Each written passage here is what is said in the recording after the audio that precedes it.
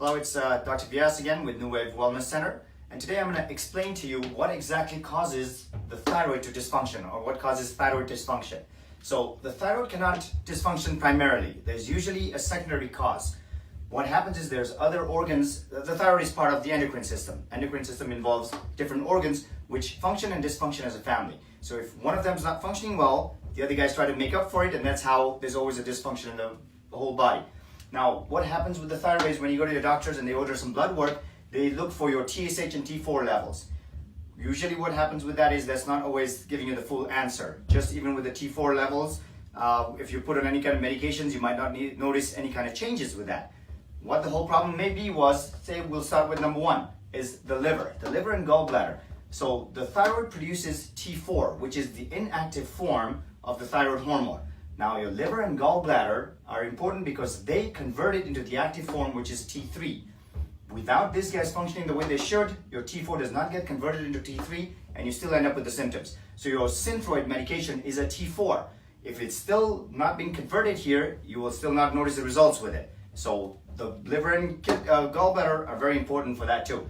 Now the second one we have are your adrenals. Adrenals are your body's stress handling organs. They kind of help you deal with stress by producing cortisol levels.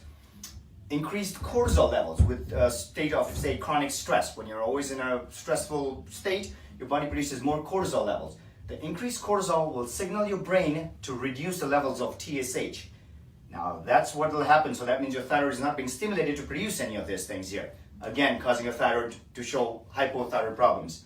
Now, again, increased cortisol levels will also lead your body to go in a state of more of a heightened immune response. That, if it's always triggered and stays for a long period of time, leads to an autoimmune issue. So your hyper and hypothyroid problems. Hypothyroid is also known as Hashimoto's, and Hashimoto's is an autoimmune condition. So we don't want the thyroid or your body to have so much of stress that continually produces more cortisol, which can produce these autoimmune issues. So that's your adrenals. And now the last one are your ovaries. Your ovaries are what happens with the ovaries. Your ovaries produce estrogen. Women in their 50s usually are also more prone to thyroid problems because they become more estrogen dominant. Now it sounds like a whole cliche where you're like, you're older so your estrogen levels should go down, but what usually happens now, you end up with your body goes in a state of estrogen dominance.